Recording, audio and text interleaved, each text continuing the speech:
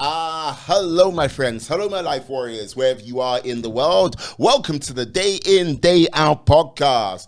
Woo! Today on episode 241, I was very lucky to have, honored to have, in fact, Stephen Lawrence on the podcast. He is the founder, director, at the one appointed mind. We talked about many things. We Before we started the podcast, we had a breathing meditation. Got to say, we talked about many things about the power of meditation, self-belief, and direction, amongst many other topics as well. Got to say, enjoyed the conversation immensely. Looking forward to talking with Stephen in the future. And yeah, so please sit back, enjoy the show, and yeah, have a good times, baby. Hey, peace. Here we go. Oh. Hello, my friends. Hello, my life warriors. Wherever you are in the world, welcome to the Day In, Day Out podcast. Woo! Today on episode 241, I am very lucky, privileged to have Stephen Lawrence on the podcast today. He is the founder and director at The One Pointed Mind. How are you today, sir? Pretty awesome now. Oh, you see, yeah. Yes, before this podcast, Stephen was almost making me pass out doing breath exercises with meditation. So if I sound winded, it's his fault. Not the jam that we had. Listen to the rock music and dance beforehand, no? Look, we can't talk about that. Look, you got to keep that private. Let people know my secrets. No. Gotcha. Stephen, you, sir, are an interesting cat indeed. Because look, you're yes, I'm the founder and director of The One Pointed Mind, but you have traveled, you have seen the world in quite an extensive way as a teacher. What would you say have been some of the biggest lessons you've learned teaching around the world? Man. So I think one of the first things that comes to mind is this idea that kids are kids, people are people. Yes. You experience different cultures. You live in different areas. So I lived in the Middle East for 8 years, 3 different countries, was in Shanghai for 4 years. So 12 years abroad total. And then I taught at international school. So I had a lot of expatriate kids. So their parents would teach, or their parents would live in Kuwait or Jeddah, Saudi Arabia, or Doha or Shanghai, wherever. And, those kids want to go to school in Europe, somewhere, some university somewhere. They need a high school diploma. They need a high school degree that's accredited and blah, blah, blah. So they would come to our schools.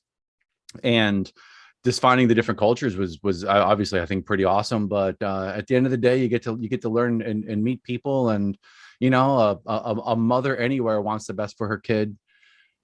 A father anywhere wants his kids to be safe. A kid anywhere is really deeply interested in learning at their core. We're all interested in figuring that all out. That's one of the big ones, I think, that stands out more than anything. So this is the thing, it most standard question, no doubt, for you, seeing as you are a veteran of a podcast or two in your time. So now, you're doing teaching, you're going through this over the course of time, yes, a very sort of enriching, teaching for me, I would say, is a very enriching sort of vocation to do. What made you go, hey, you know what? Time for a new direction? What brought that? Yeah, I think institutional burnout overall. Working within the institutions of education. I'm on track for a clinical psychology PhD. Yeah, and I have no interest much other than as little as I need to work within an institution. Really, it's just there's a lot of just bureaucratic heaviness and blah blah blah. But you just want to I just want to work with kids. I want to be a teacher, so I ended up making my own workshops. And it's funny, before I was a teacher, I started teaching when I was 31. I had a contracting company in Upstate New York. I was a plumber, did plumbing and heating. And I worked for some guys for a while, but then it was if those guys can do it, I can do it. Let me just do my thing. And then just got to pick up truck and just did my own thing and hustled a bit, and you get jobs, and then you're your own boss. It's not as if you can't work with other people, but it's why? I can just do me, you know? Now that is interesting. Basically, to like have a contracting business and like, go, okay, that's like, hey, uh, this, like, I'm enjoying what I'm doing, but like, yeah, I can be doing more. Like to have that sort of self-realization. I think not many people have they have the realization, but they don't have the guts to follow through, to like, oh yeah, you know what? Now I'm a teacher. Like, like what, like, was there one particular moment where you went, yeah, I see you guys doing that now. Like, yeah, I've got the application to like go to do the big leap. I think one of the things that I was lucky was that I got a good partner in Melissa. And she was always encouraging from the start of being just being me, doing me, and whatever I want to do is perfectly fine. She was already a teacher, so that was an inclination. Sort of, I was exposed to international teaching through her and her sister, etc. But I also don't have children, and I don't have children now. And not that I taught internationally with a lot of people with children, so that's not a reason necessarily why I was able to do it. But that decision of, all right, well, I can take a shot at something, and I have to work 18 hours, whatever it is a day, in order to get the work done that I need to do between running a business and 18 credit hours to get my undergrad and education and night classes, et cetera, et cetera. A lot of people do it. I find that, like you said, the guts of following that voice inside that. For me, it's incessant. If I'm drawn to something, it just doesn't shut up. And I think that's a lot of the ways for a lot of people. And it's like we hear it, but then there was like an excuse we make. We can become lethargic. We can become really just lazy. And there's a lot of interesting studies around brain entropy or muscular entropy, and there's almost like a spiritual entropy that we can maybe face too. Like we don't need to do. I'm good. Like at the end of the day, like the body and the brain is going to work as little as it needs to survive. That's fundamental, right?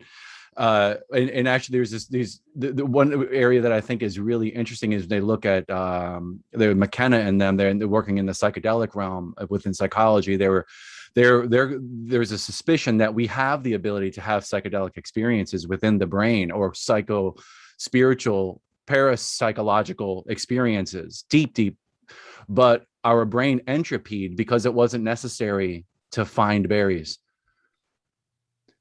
So if we focus, my own personal experience, like doing the deep meditative practices and focusing on that work, it changes something that's going on within the psyche.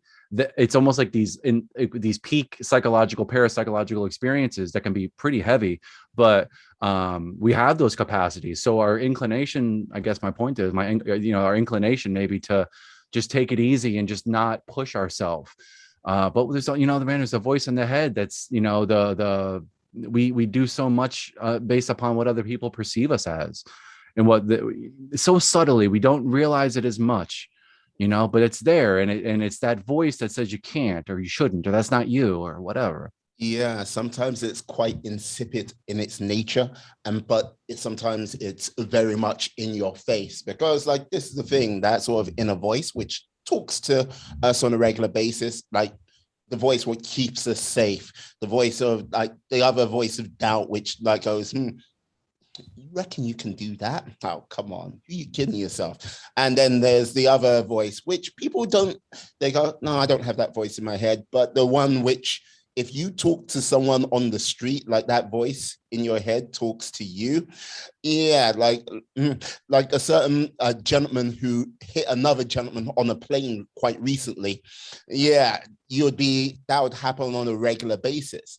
It's just these things where trying to overcome these voices, which happen on a regular basis, on a day-to-day, keep you safe. Like you can't do it, or like, what the hell, like bringing you down.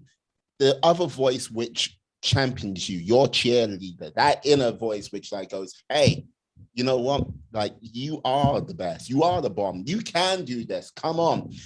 It's been so many times drowned out with the other voices of the internal. Let's not even go into some of the external because of other people's sort of, how can I say, limitations they want to put on you because they have not achieved some of the goals they want to achieve, if you get what I mean. Yeah, totally, 100%. There's so much in that, man. So the feeling that there's those two voices that are competing, like you said, like I had my cousin say to me one time, played guitar together, I like to play music and write music, and he was saying to me, I was trying to get this one, I was listening to a guitar play a song, and I was like, that's so good. And he said, if anybody can do it, or he said, if he can do it, then you can do it. And that was one of those there's a few lines in your life that just tend to stick. Yeah. And it was applied to so much more in my life than the guitar. Just playing that one particular song, all of a sudden I started to see things a bit different, and it took time. It wasn't like all of a sudden the clouds lifted, but nonetheless, that's been there for most of my life, and that was good 20 years ago. And if someone else can do it, I can do it. If someone else, but that voice of doubt is so subtle, and I think from my experience, it's actually I'm confronting it again, and I don't necessarily define it as doubt. Like, so I retired from the classroom. Now I'm back in the States working on my PhD. I'm doing the One Pointed Mind workshops and pushing that. But what I'm finding is very interesting. Moving back to the States, and we live within like a thought structure, like a story. It's the analogy of a story to me. I find it often when you're working with meditation, like, or you're working with different people, you say, like, don't get caught up in the story in your head of who you are and because that is literally Willie Nelson has a line that says, you got to be careful because sooner or later your dreams will be dreaming you. I hear that. And you're in this process, this whole thing, and you're just along for the ride, living in this world that's in the head, constructed by generations of whatever nonsense, right? But also good things, and to protect us, like you said before. But so when I'm looking at what I'm trying to maybe say express, or maybe even what I'm trying to live up to right now, like what I feel like my potential is to be and do and say and whatever that ends up manifesting, it's like so subtly in the mind. I have to recalibrate and rethink and these habitual things of like what will be. And so much of it is like the thought that I become aware of is often determined of the thoughts that I've had previously, and everyone else is the same way, right? It's just a habitual process. 60,000 thoughts we have a day, just rip and rip and rip. And so much of what we see, of what we can and can't be, is based upon subtle conditionings that we've told ourselves all this time. So finding the little lines, as little phrases, or the little thoughts we have in the day that says, this is the way this day is going to be, this is the way that day is going to be, this is what I can do, I want to see this. And it's just like, well, why don't you just back up for a second? Stop trying to necessarily manifest everything around you, and just give yourself to service and just to everyone's highest and greatest good, and just surrender, and then just work through the day. That breaks out the story, so things beyond your wildest dreams can manifest beyond your imagination, But that's the whole thing. Like, okay, the definitions, like, which are often put upon us by society, like, you are this and you are that, you must live up to this sort of expectation, like, all around us. And like, the whole thing is, these definitions are thrown around so much that we forget that, yes, with regards to the story, we're living it. So therefore, we are writing this story on a day-to-day basis. If you let the definitions control the actual, like, storytelling itself, you will fall into one sort of like pigeonhole here or another pigeonhole there. And like the sort of growth or like the richness of life you can have on a day-to-day basis will be highly limited to the definitions which are all around you, rather than sort of like going, okay, let me explore this, let me go on to this next level. Because look, you as a former contractor could have stayed a contractor quite easily. That is not a problem at all. Because look, contractor, depending where you are, it's good money. Turn that down. Thank you very much. This is my realm of comfort. I've been contracting for the last 34 years. Great. But you went, hey, wait, I need to do more. I want more. I need more. And you wrote this story about for you being a teacher, from your actions, from like the support of your lovely lady, and yeah, people around you, with rather than a restricted mindset, with a can-do mindset, which in today's society, well, not even today's society, through society as a whole, if you went back 20, 30, 100 years, 200 years, there has been these restrictions which have been put into play, not going for what you truly can be, where you truly can go. Because no, like a lot of people don't want people to really truly hit their true potential. They're celebrated when they do, but more times than not, you have to really fight to get there. You know, it's funny. I was thinking of these. My wife and I would often come home every summer vacation, you know, come back to the States, and it's a winter, it's a summer break, or it's a school schedule, right? Yeah. So we come back for a month or so, visit family, drive around a bit. And I found out very early that I couldn't just come out and start telling my story about, like, it's like you catch up with a friend. He's like, what have you been up to? It's just like, dude, I went to Egypt. I went to Istanbul. I went, you know what I mean? Like, it's just like, just crazy trips. And you find yourself with these just remarkable places. I'm standing on the Great Wall, or, you know, whatever, man. And just a dude that's just there doing it. And in time, I started to appreciate more that it was exceptional. Not that I am in any way, just that it's an exceptional experience in the month, in the average day to day. I get that, you know, but you could see in their eyes, these people, when to determine whether or not I should even continue the story or just stop. Because there's certain people that look at it and their eyebrows go up, and they're looking at you deeply, and they're genuinely like, dude, that's crazy. You were at the pyramids? Like, that's nuts. Like, what was that like? That must have been just incredible. And then others would not so much, you know, and that's deeply psychological, I think, you know, for the individual. I think, you know, getting into this idea that if you can look in your own eyes, then it's easier to look in another person's eyes.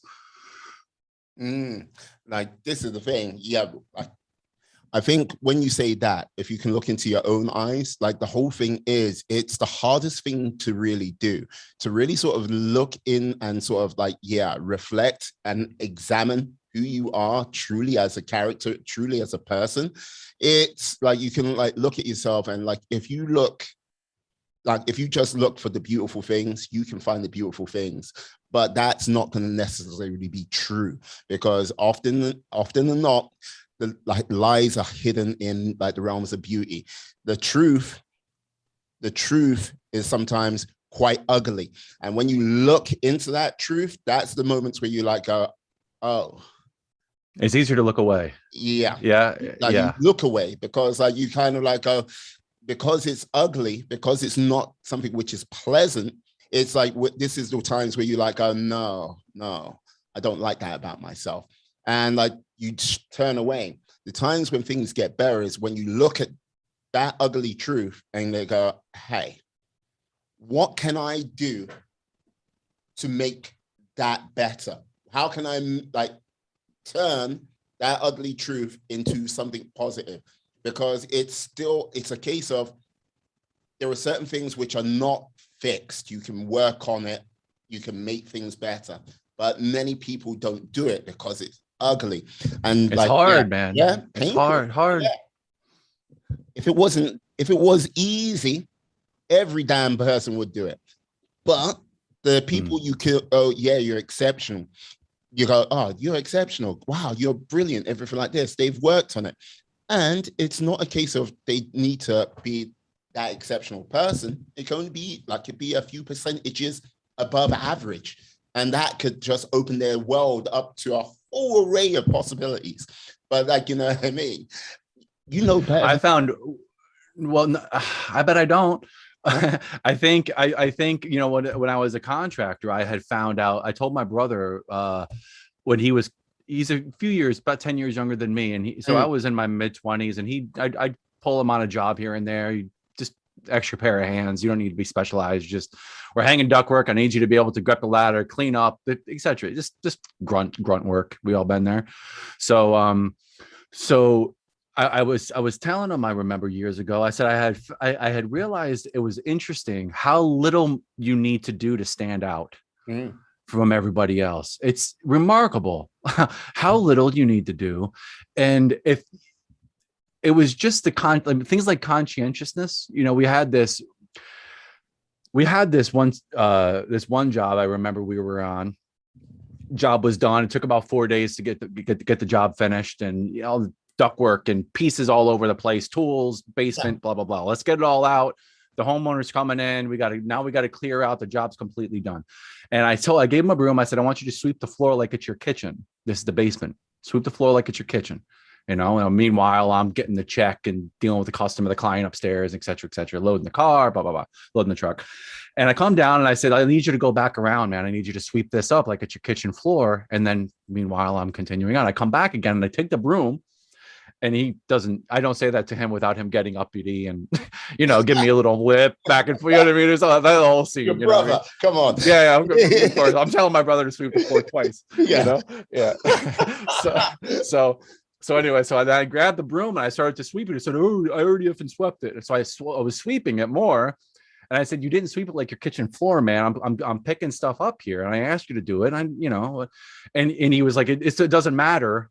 No one's going to see it." And I was like, "No, sir, I'm not doing what I'm doing here, because it's not. Those people are going to come down, and the first thing that they're going to see is the place cleaner than it was when we came here, and a system that's working, and now their house is heated in the wintertime, and they put a lot of money into this. These people are just people. We're just like, money isn't, some $20,000 thing they needed to do to renovate their home. You know what I mean? You come down here, you sweep it. And I said, like, your kitchen floor for a reason, because it's the attention that you pay to the floor that's going to determine whether or not it's not just the floor. It's everything. It's the attitude that you carry about everything. When it's the most seemingly insignificant thing, getting up in the morning and making the bed so that you have order at the start. It's easy to get up and just like, you want to just dismiss that. And then, no, you make the bed, just slow down for a sec. And then going through a deliberate experience, these little things through the day, those are some of the most important things. The power is in the fundamentals of all things in life. When Amen. you work on the fundamentals, really get them down, that's when you find exceptional things start to happen. Because look, you can, like, people go, yeah, I want to be this superstar. It's like, okay, you want to do the winning shot, you want to like the winning moves and everything like this. But if you don't have your fundamentals there, you can't actually see where you need to be in position in life. You can't see where you might not be the person to take this shot and you need to pass it off. You will not have the skill set to make whatever vehicle in life you want to move forward, because you haven't worked on these fundamentals. And I think through all things, from if it's being a business titan to just being a sports personality, like singer, whatever it might be. A day-to-day bloke, just a guy that's a bloke. Yeah. Just day-to-day. Yeah. And you don't have those fundamentals down, you're going to be like, why is things not working out for me? Because you haven't worked on your fundamentals. Do that. See what happens, Yeah. There's a great phrase that's the other thing too is like the idea of the fundamentals, but for years. 10 years, they say, to be an overnight success. 10 years to be an overnight success. And that's day-to-day work, hustling, man, hustling. So there's a beautiful phrase, it's a Chinese saying that says, he who masters tea masters life. And they have this process of, if you sit with a Chinese person who's doing their tea, there's the tea, there's the water, there's the process. It's you sit and you observe these people do this. And if you drop a drop of water, every process is a deliberate action. When you're pouring consciously, slowly, deliberately, and intentionally. There's no haste to this deliberate process of etc. Moving through it. And the lesson there is that's life. The slowing down, the stopping, the intentional, deliberate act of just the day-to-day moment, being present the best you can. And I think that's where the most important conversations happen, is in presence and in consciousness and in clarity of here. not in the story. The story is where it takes you to the future. It takes you to the past. It takes you to anything but is actually that is actually true, actual reality. It's a delusion so often, and it's where you get caught in it. All of us do, and you know it in someone's eyes when they're caught in it when you're having a conversation with them. Yeah. Yeah, the story the story has power behind it. It basically hooks people in. But like the whole thing is when you really truly have the conversation, like that's what adds like the true value to that story. It's like, okay, right. Okay, look, the amount of superficial conversations we have on a day-to-day basis is mind-boggling. I've trust me, I have talked sports with a number of friends. I have talked movies and all kinds of manner of BS along the way. But when it gets to that moment where it's like, yeah, so how's things going with you? I noticed you've been having troubles here and there. Are you okay? Yeah, I'm okay. I'm no problem. No. Tell me, what's going on? And then that conversation kicks off. Watch out. That's where you're like, okay, right. Like being there for that person, the learning and education which you will get from that and you can provide from that just for those.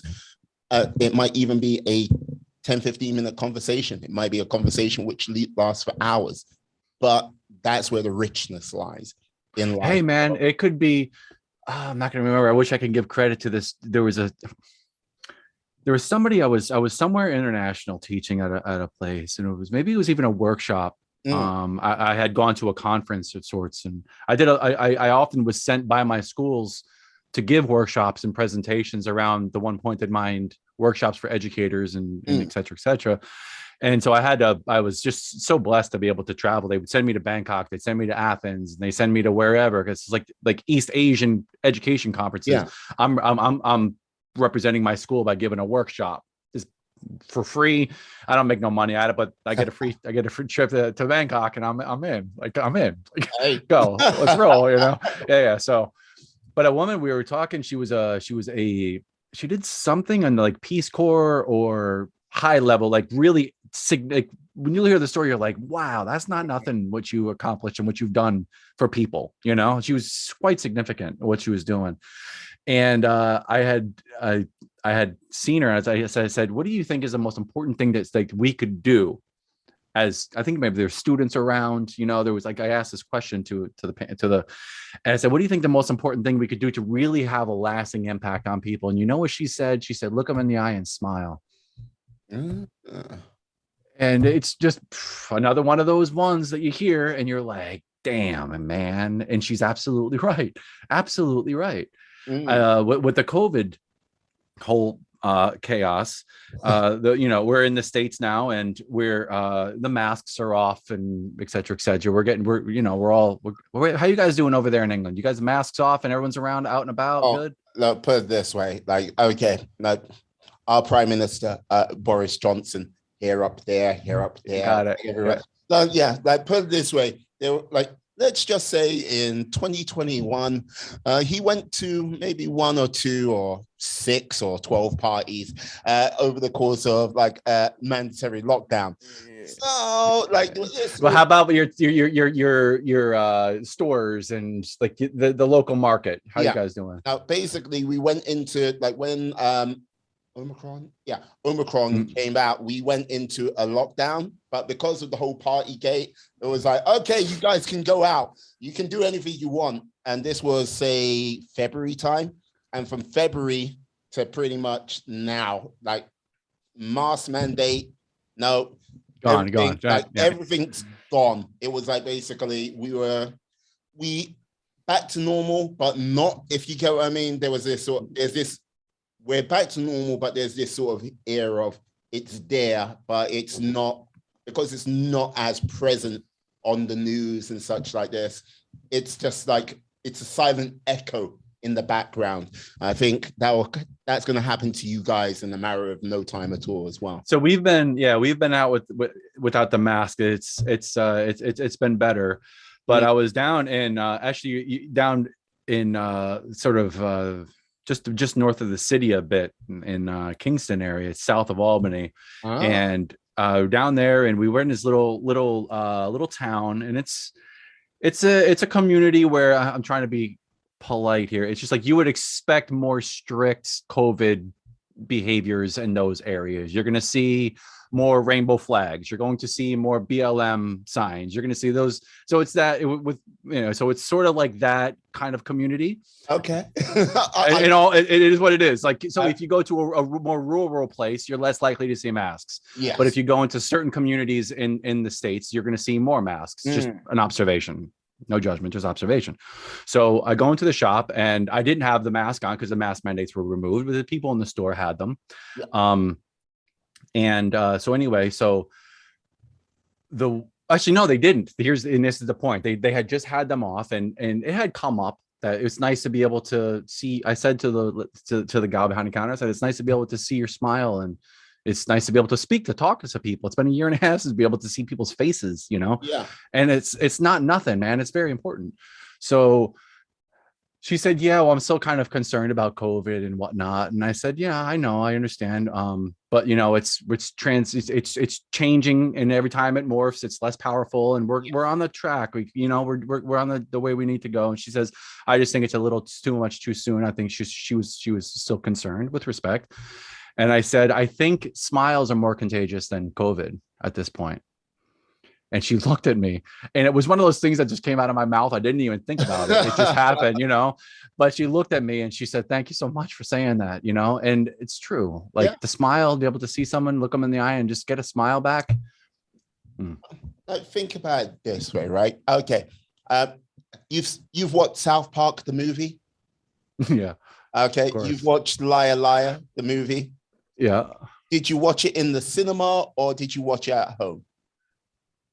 When you first watched it? Probably at home, for sure. At home. Yeah. Basically, when you watch a comedy by yourself, it's like you might laugh at some things, but if you've got 3 or 4 people in that room and you hear the laughter, it reverberates. And then if you times that by 10, you've got 50 people in the room, and the laughter starts, it reverberates more. It's like, it's one of the most infectious, joyous things you can ever have. Like when you see a video of a baby just losing it, just like paper being torn, or like looking at a puppy, that's like, you can't but look at you right now. You're smiling right now, thinking about it. You can't get away from it. It's like, there are certain things which have to be done in the collective as a whole, just to know when we're together, joy, happiness, and hope can like spring eternal from it, I would find I was reminded of this videos once in a while. I'd ask my students, I taught high school humanities, so psychology, social studies, and things. And so I would, for what it's just for context, but anyway, so the kids would come in and they're stressed, man. They're, the high school, it was a high pressure schools, some of these international schools. It's just, I would never have survived. I didn't survive upstate New York. Like I barely got through high school, I was a trades kid, and I didn't think I was intelligent. I wasn't good academically, come to find out I'm not stupid. It was just it just sucked. Mister, I'm doing a PhD right now. But you can understand, man, like for kids, it's like, this sucks. It sucks. It was mid-90s. You know what I mean? Like textbooks and so anyway, I would put up on the overhead when the students came in. I'd ask them if they want to procrastinate, So they say, oh, let's procrastinate.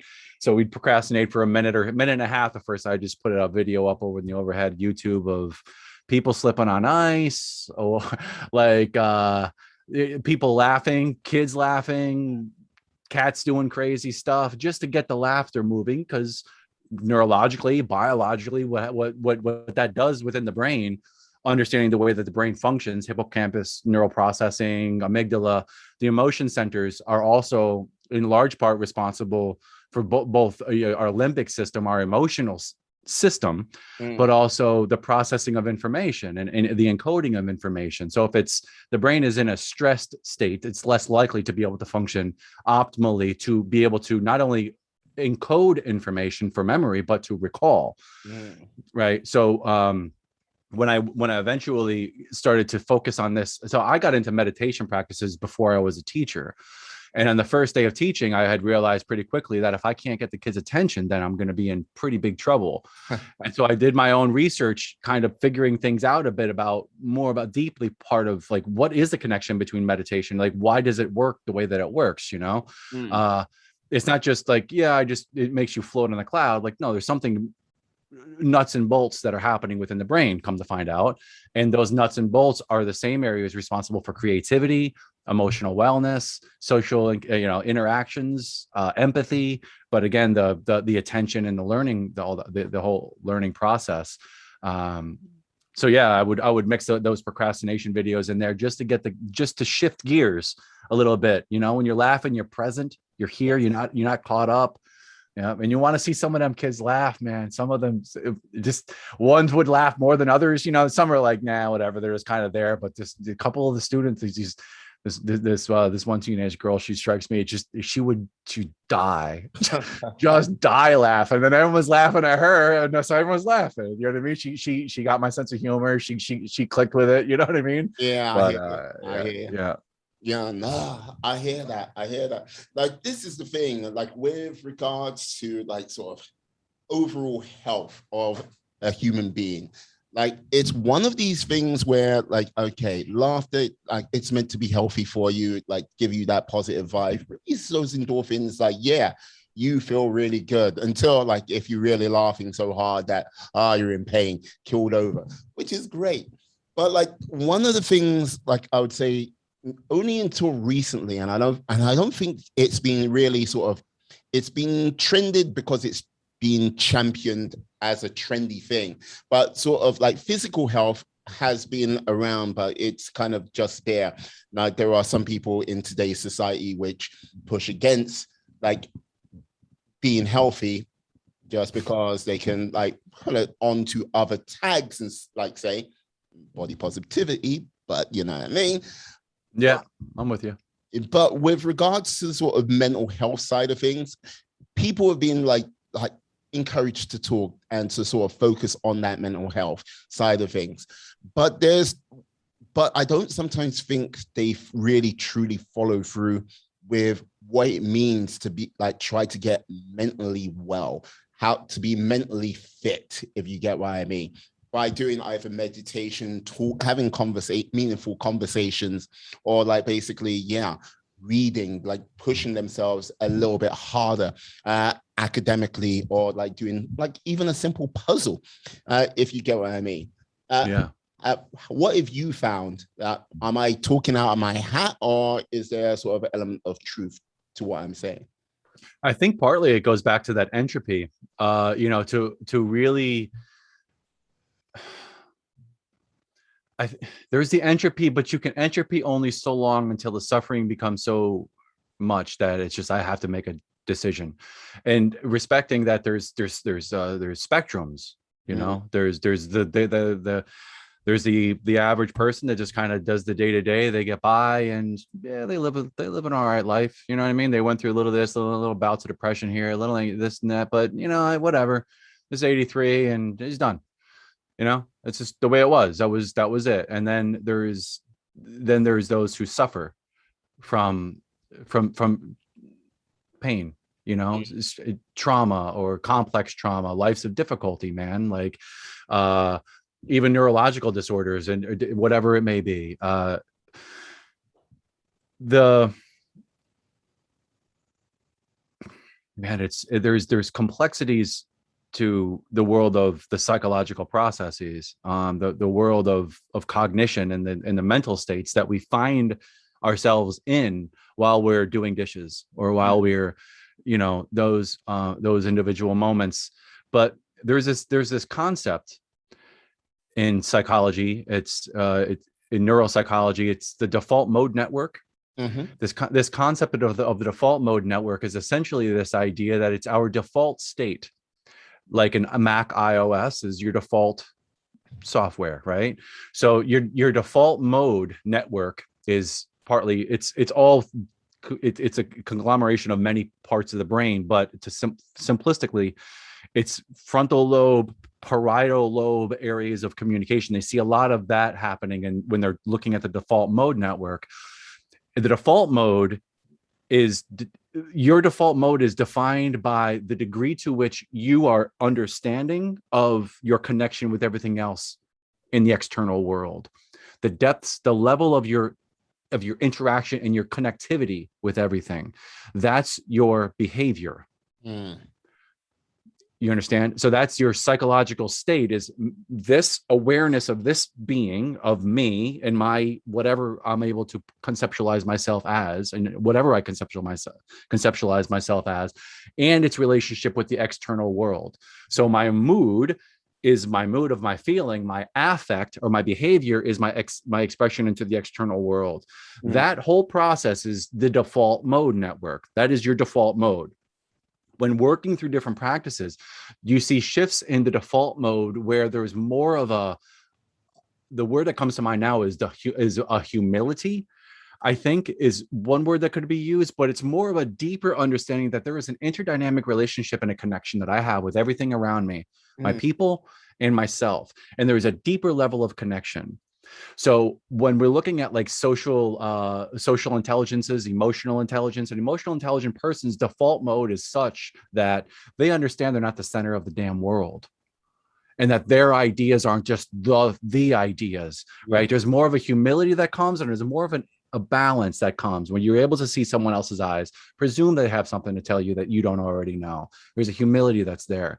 That happens more with meditators. So that state happens in that trend. Not to suggest that someone can't be there that aren't meditators.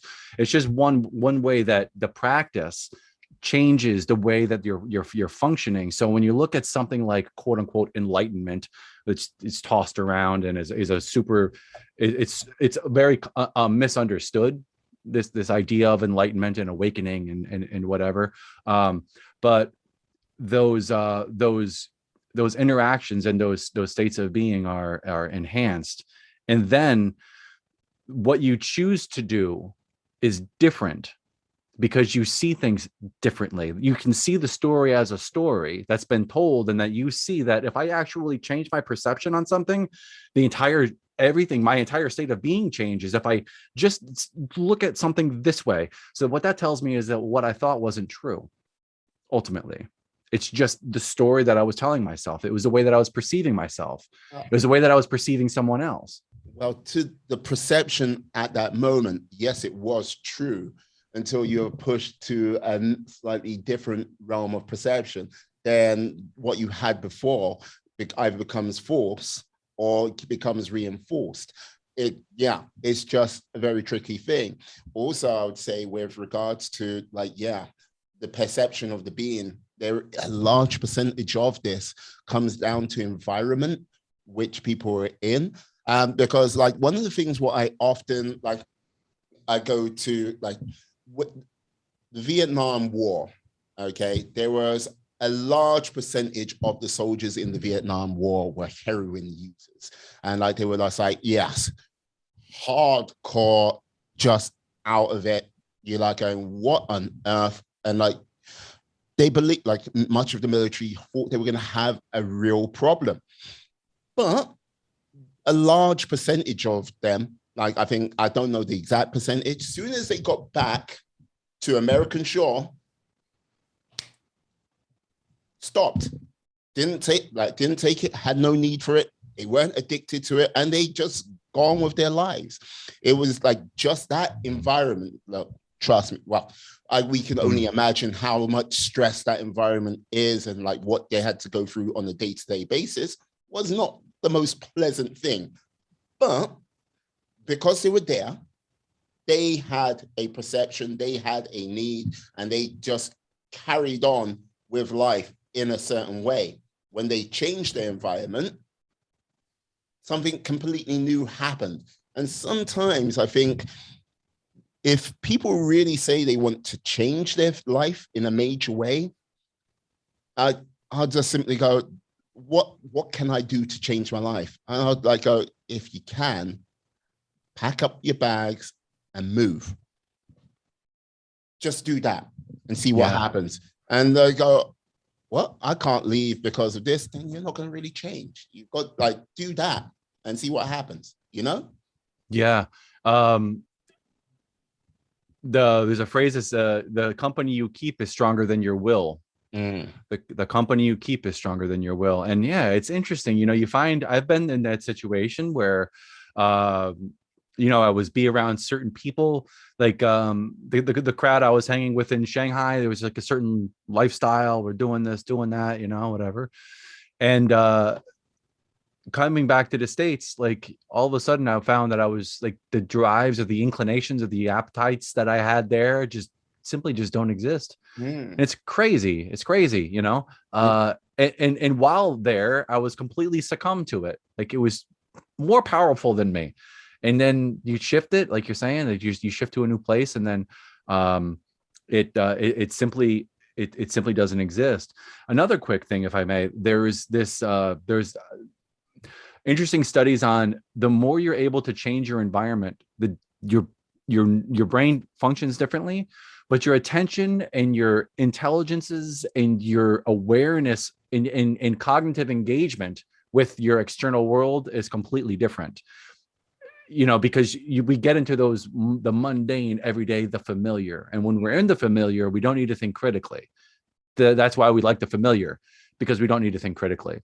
I have friends, I have family members that they have ambitions to do certain things, and they're just, it's easier for them to be in the comfort zone. And then say, well, they maybe when they're like in the future, they'll say, well, if I could have, but I never really had to, but I always wanted to.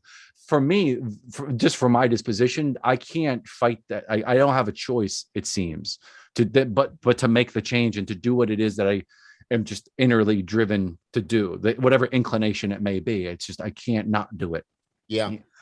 No, like this is the thing, like the could have, would have, should have mentality, what goes on with some people. Like it's one of those things that when you're like, I could have, yes, you can do that. You should have, then go ahead and do it. I would have, like, stop saying would and do. And it's like, you know what I mean? Like, it's sometimes, because I look at myself and I've had the should have, could have, would have, like mentality, and I've played that game. I don't sit upon some high horse looking down, like going, well, you can achieve anything you want in life, blah, blah, blah, blah, blah. Just get off your backside. No, it's like, yeah, the should have, could have, would have gets very real at times. And it's like, yeah, I should do this. I could do this. And it's like, better because you actually see it. You actually say it. But it's the execution on a day-to-day basis, because sometimes it's hard, and because you've got the little voices what go ahead, and because like you don't sometimes see people who've walked that path, because many of the times it's just having people who are walking down that path where you can follow and then find your own little path to go down.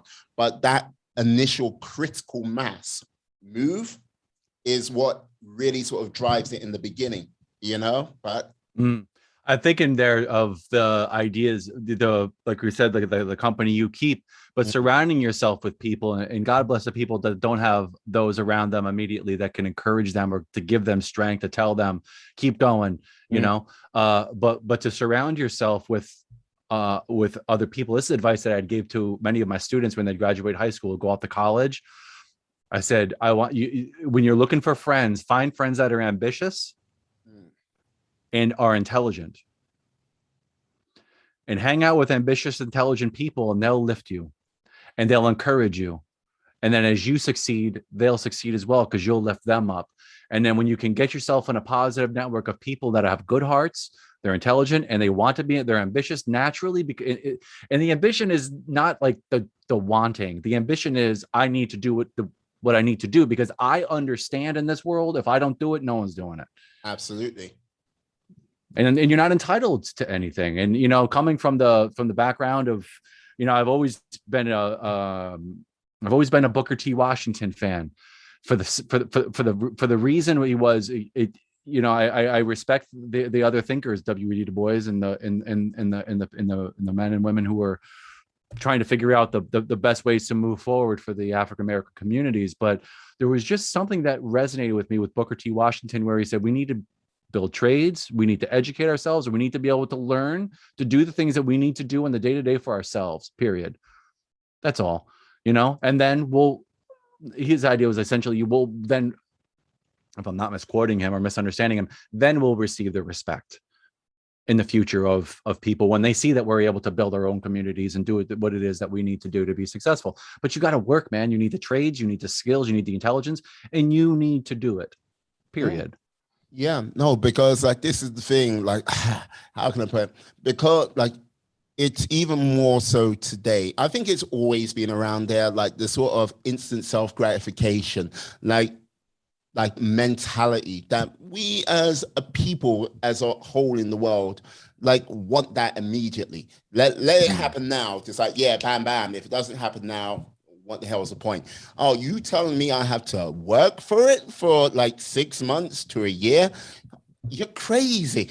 Like, and when you're talking about something on that scale of like building communities, building businesses, building a legacy, which like, yeah, generation upon generation can like basically feast upon, build upon, and make something bigger and better. That is not a year mission. That's not 2 years mission. That's not 5. It's not a lifetime mission. It's a generation. It's an intergenerational mission. Yeah, it is an infinite game which keeps on going. And as soon as you stop that infinite game, that's when things start to go wrong. That's when the wheels start to come off. But you've got to realize what you're getting into. You want to play the game and you want to like make things better. Play the game so you can play it forever, for all time and eternity. And then, yeah, let's see what rewards can come for this generation, the next generation, the generation what that begets them and begets them again and again, Agreed. Yeah, sure. I was like, I don't know if you expected to have a conversation like this today, but no, man, I'm down. No, 100%, I'm down. Yeah, I'm totally. Yeah, it's a multifaceted, and it comes down to ultimately the individuals. Each, there's a existentialist, Soren Kierkegaard. I thought about existentialism a couple of times in this conversation, and the existential theory is these philosophers that said existence or experience is actually what you need to examine, and their idea was, amongst many things, was there's a dichotomy within all of us. We have that voice, as we said from at the very beginning. We have two voices on just about every argument. We want to live and cling to life just as a bubble clings to the life. The bubble is clinging to something. Otherwise, there wouldn't be a bubble when you blow it out of the soapy bubbles when the kids play. Love looking at bubbles. I don't know. I've always been they're mesmerizing. So anyway, so that bubble has a force that's pulling it, but there's also a part that is also looking for destruction at the same time. So we have a voice in the head, or even my feeling even is that the voice in the head is secondary to the spiritual movement.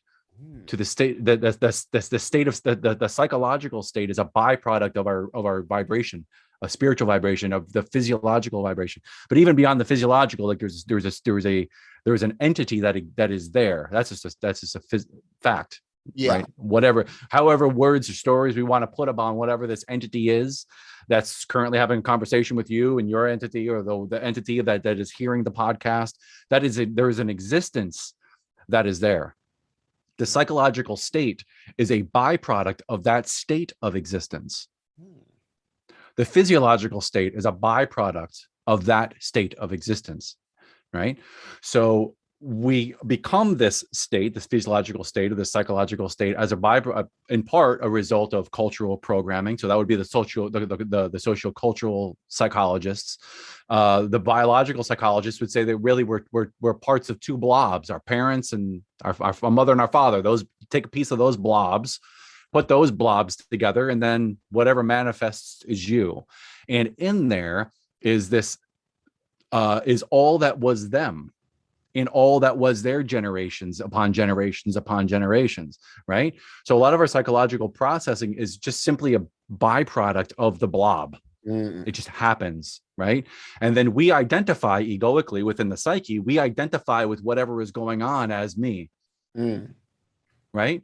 When it largely isn't you, it's simply like you're often, like I found like through my life, I have this suspicion that like any states of depression or depressions that I might experience or have experienced or maybe experience in the future, often it's not even my depression. It may be my parents' depression that's just happening. And then I create the story that this is my depression and here's my problem. You know, it's basically, it's, how can I put it? It's like the echo of like either like the negativity or the positivity that comes off of your parents, which reside in you. And because you hear it as an echo coming from like that same sort of internal place, you just like you assume it's yourself. then it's ingrained because you act upon it, and then it becomes you, right? Yeah. So from my experience, when I had moved abroad, I don't want to get too far off of this existentialist idea because I think it's an important one. But when I would travel abroad and then I would come home, I would often find it very interesting, the dynamic of being able to fit. After being 12 years abroad, I'm coming back again, and I don't fit the way that I used to. It's just I'm different because I just experienced so many other things. I'm outside that story to a large extent. It's rewritten. Yeah. And then when I come back, they're looking at I got to fit the narrative. We all do this. We fit the narrative of what other people often perceive us as. And that's part of an existential battle, the existential experience. So to that idea, we have the drive to live, but also we have a drive to die. We have the drive to interact with people, to be engaging, but we also have an introverted drive. So our existential crises or our experiences in life is to play on these two forces, on the opposites. Get any of them. There's part of us that's ambitious. There's part of us that's lethargic. There's a dichotomy there all the time, and we're doing the best that we can to navigate them and honor them both as they work our way through. Yeah, but that is the universe, like trying to seek balance in all things. Because look, as much like, okay, if you look at it in the sort of realms of nature, you got like animals will eat the grass, and then you've got like animals would eat animals to keep the population in control. But like, yeah, in order for like there not to be too many predators, like the animals which can like get away quicker, they're faster, they might be a little bit smarter, but all in all, like everyone kind of tries to seek this sort of harmony. You might not believe it, but yeah, there is this sort of realm of I need to find harmony, to find that place to sell.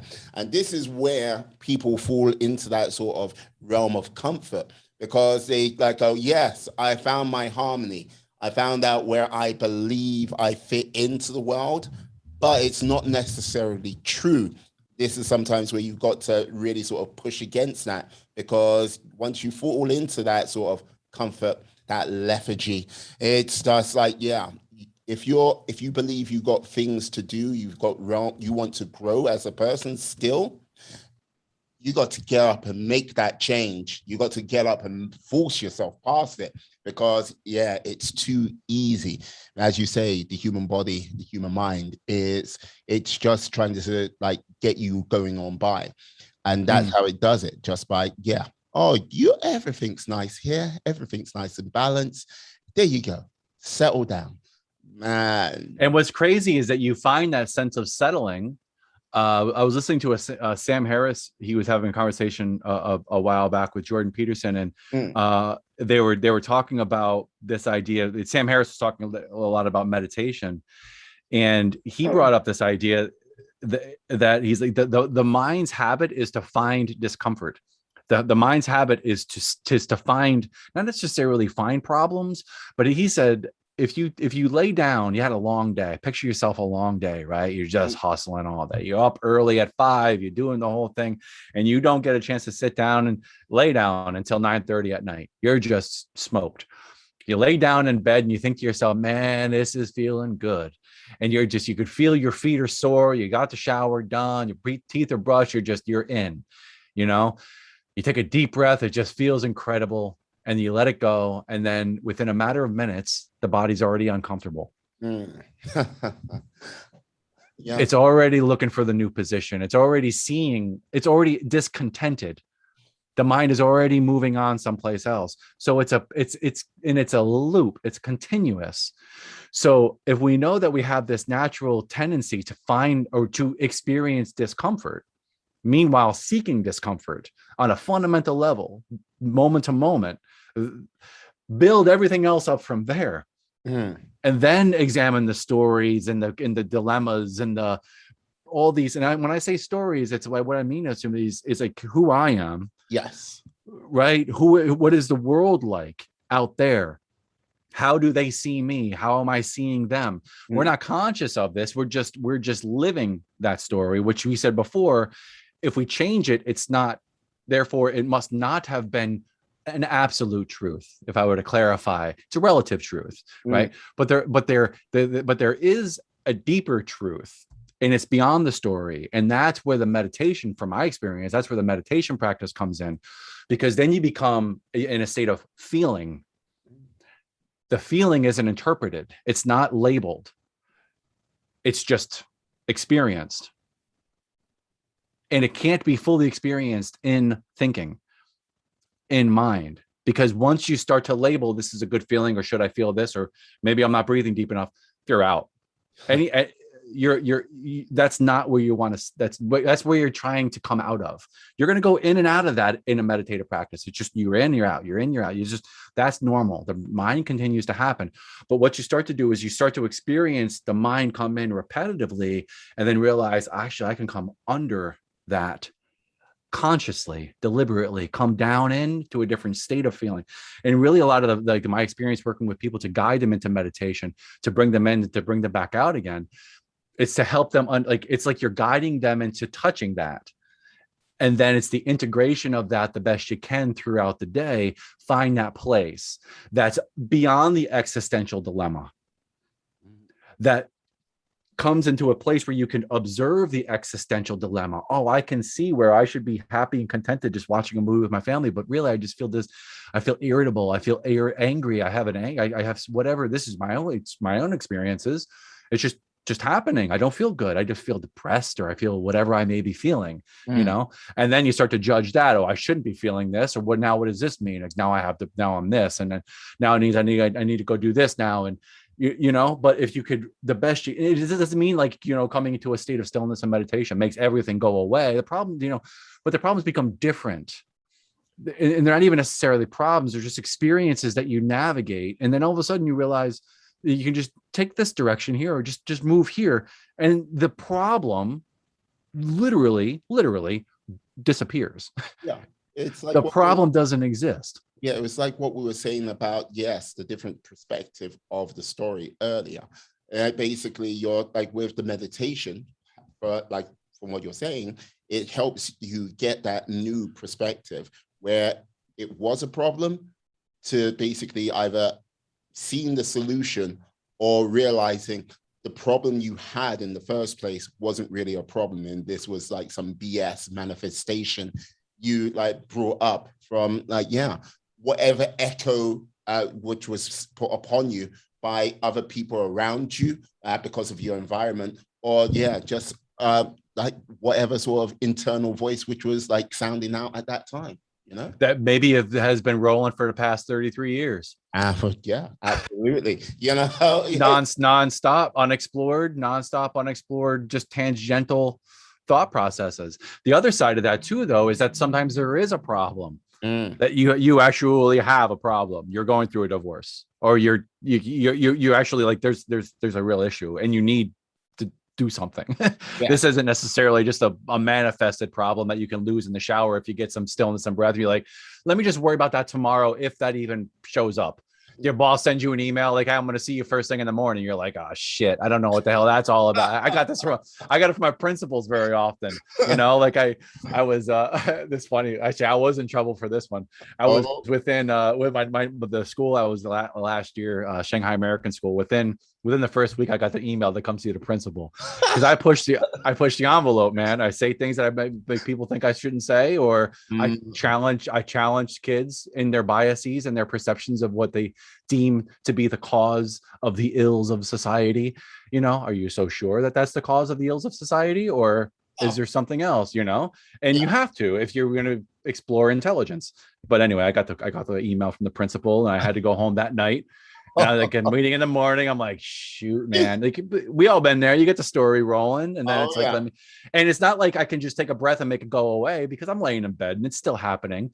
But you just keep doing your best to come back into that space, to let it go away. A little breath practice, and then you're nodding off, counting sheep. Something.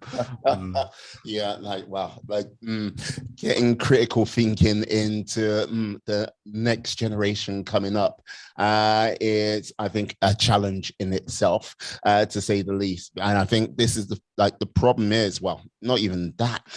The generation coming up, I think critical thinking has sort of gone almost the way of the dodo in many through each generation of a society. Either you have to be one team or the other, and that's all you've got to root for. Not look at the sort of many of the problems of the world or problems of the individual in yes, there might be two sides to it, and if you take from both sides, you might actually have the solution there all along. But just you must think this way, one way, and go with that, or you must think this way, one way, and go with that. And critical thinking it's a powerful thing which has served us well for thousands of years and will continue serving us well, but we need to get back into the practice of doing it on a regular basis, or we will be doomed. And that's what I got to say, Yeah. We definitely could be sitting in rubble, because there's plenty of generations and historically that have sat in rubble and then had nothing but to contemplate what was the result, which was rubble. There's I think there's this analogy with business where, if we found this often in the plumbing world, the grandfather would start the business back in the 50s or 60s. He was just hustling dude. He was working, and the mother was home raising the family, and that was just the way things were. Was what it was. My family was similar. Well, often those who started those businesses came out of, their parents were through the Depression, right? So those adults in the 1950s, they were raised by parents who were old enough in the Great Depression to know the Great Depression, lived through World War I, go through World War II. That was the reality for 30 years, man. It was just chaos. Global chaos for 30 straight years. World War I, Great Depression, World War II, So they would build their business. Oftentimes it would be inherited by their children. In this case, often it was the son that took on the plumbing and the heating business, the contracting business. So that's now, whoever in sons contracting. And then the grandchild would come along, and it was typically the grandchildren that would run it into the ground. Oh, yeah. Because they were removed from the reality of the hustle, the reality of what is the implications, truly the implications, if you don't have what you think you know what I mean? If you don't work hard to make it, and you can suffer a lot, Yeah. So that's an unconscious thing that was inherited. And then, so I find, I looking at this current generation, it's kind of like we're in almost like the fourth generation, probably going into the fourth generation now of being removed from true struggle. And in what's indicative of those generations is just a lack of humility, a nihilism, that the world is just complete shit, and that's just not the way it's just the way it's always going to be. The world's against everyone, and then things are just utterly taken for granted. And you have these lofty, very I say ideological, but they're definitely ideological, but they're idealistic sort of visions of the way the world should be.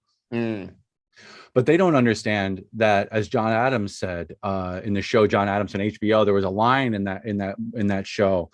He was visiting France, and they asked the French chamber, who these people, the wealthy of the wealthies, right? He's in he's Versailles and the palaces. And they asked if John Adams had a chance to see the ballet or the operas or anything like this, and he says, "No, I don't. I don't spend my time in those things because I need to study war and politics, so that my children can then study industry and production and those sorts of things, and then my grandchildren, God will, hopefully, will have the privilege to be able to study poetry and opera." Yeah. It's the hard times make hard men. Like, I forget how it goes. Hard times make hard men. Like, oh God, I forget how to say it. But it's like, yeah, hard times make hard men. Easy times make, like, it's like the sort of goes through the cycle of it all. And like, I can't get it in my head right now. But like, yes, it's like a cyclical process that gets hard and then it's easier and easier then basically when it comes to like maybe possibly now where for much of the sort of quote unquote developed world, it's been the easiest time because there hasn't been sort of like a mass conflict on many of the doorsteps of many of the sort of when I say the developed world, like mainland Europe, America, and everything like that for the longest time. Right now, human beings need strife to work against. It's one of the things, like, if you don't have that strife, not so much conflict, but that sort of hardness to work against,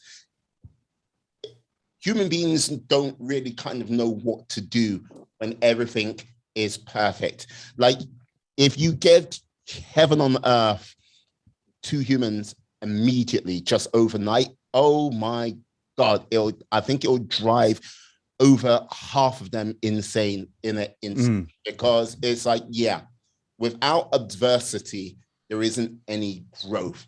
Without adversity, there isn't like going, yeah, I overcame this. Fuck yes. You know what I mean? Right. Sort of like that roar to like the clouds, like, look at me now. Like that adversary, that adversary that you can conquer and you can defeat it. That hero's tale, which lives in us all. We need the hero's tale. It's one of the reasons why we love the hero's tale. Look, for example, have you watched Avengers like Infinity War and Endgame? Did you watch it in the cinema, Endgame? Yes. Okay.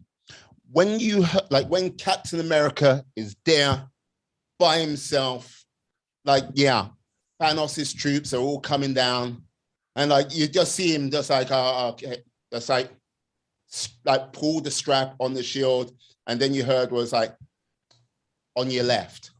And I was like, huh? The portal opens up. See Falcon Strange. fly out, and like basically then you see like the chat. Every time I watched that, I watched it in the first few weeks, the cinema erupted like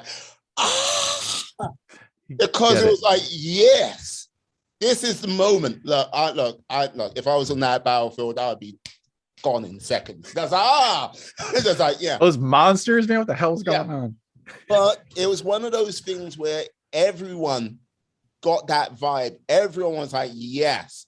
Like, it's the time when you have to stand up and look at that adversary, and really sort of challenge yourself and like step to the challenge. It's instinctual and everyone knows it. You might be watching it from a cinema screen in relative safety, but you know that vibe where it's like, yeah, I have to do this.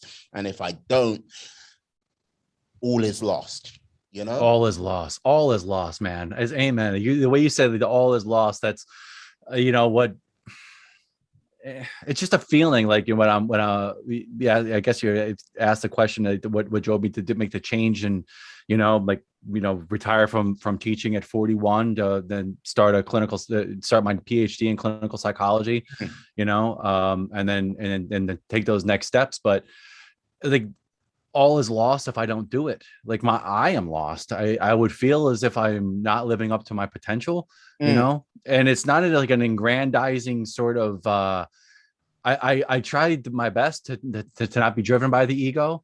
It's there. It's try to have a healthy relationship with it, and that's all good.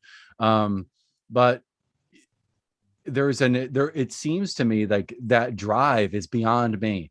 It's not something that I don't think anyway, but part of it is like I can see myself doing something, and because I would be inspired by other people doing certain things. I'd like, that'd be awesome to be able to do those sorts of things. Yeah. So there's an egoic element in there for sure within the personality that's driven toward a certain thing. I do my best to check it, but beyond all that, these choices of like, you love who you love. You're drawn to do what you're drawn to do. It's a force and a power that's beyond you, and you just kind of along for the ride, and all is lost if you don't follow through with it, because it's not going away. It's not going to go. All you're going to do is sit there and just beat yourself and berate yourself more and more. So, it's self-conscious. And then you go into those deeper states of depression or angst or trouble. And then your mood shifts, you lose your relationships. You're not able to have the most fulfilling relationships. And it's not necessarily, it's so complicated. It's just not like, just follow your dreams and everything's going to be okay. Like, nah, man, like it's still tough. But the question is, what's the fuel that keeps you going? When you're overtired, or when you just, there's no, like, how do you get to the point where there's no quit? That's no option. No quit. There's something deep there, and it's often for me, it was, telling myself that it's something that I wanted to try to accomplish. Because if otherwise I wouldn't be able to, not, like we said before, look myself in the eye. I competed in triathlons before, and it's you learn in those experiences that there's so much beyond the body, and a couple of things that another thing that I took away from in working with a triathlon is when you're working with other people in triathlon, everyone is egging themselves on. Everybody wants everyone to just don't stop running, just keep going, man. Because there's not like the Iron Man athletes that are crushing triathlons. 90%, 99% of the field are just average people that are just trying to challenge themselves to have a hurdle and overcome it, but you got to keep going. And it's because then at the end you can say, yes, I feel as if I accomplished something beautiful, and you got to keep going. You just got to take however that looks to you. You just take the step the best you can, surround yourself with good people, and take a swing, man. At the end of the day, just take a swing at it. And do your best. We try our best, give ourselves some slack, don't take ourselves so seriously, and just take a swing. You know what? I'm gonna end it there because it's like take a swing, man. Like Stephen, brilliant. Thank you so much for coming on stage. You, sir, have been outstanding. I've loved this conversation. It's been great. I could talk to you for considering more time. Well, we can do it again, man. We'll do it again. Oh, we will do this again. And absolutely. Can you tell the lovely people out there how they can find you, how they can get in contact with you on the interwebs? Yeah, just go One Pointed Mind. The One Pointed Mind. Go YouTube, Instagram, LinkedIn, the One Pointed Mind. The onepointedmind.net's our site. We're doing some pretty awesome stuff, and like I said, I'm kind of coming out of the gate from retiring from the classroom, so it's a classic startup program. We got some things that are in the hopper, which is optimistic, and really some really cool things that are coming up to the end of the month. We've been doing some cool stuff over the last 6 months or so, and it's a really awesome program. It's got a lot of potential and super powerful. Brilliant. I will put all the information into the show notes, into the description. So yes, get in contact with Stephen. Make sure you sign up. Because positive things are ahead. I can feel it. Good stuff, man. Yeah. I'd like to say thank you to you, my friends, my life warriors out there, for sticking with us to the very end of this show. It is much appreciated. Please stay safe, stay well, be awesome, be excellent, be fantastic. Be all the positive bees you can be in this world and then some. Have a great day, guys. Yes. Peace. Oh, yeah. And we are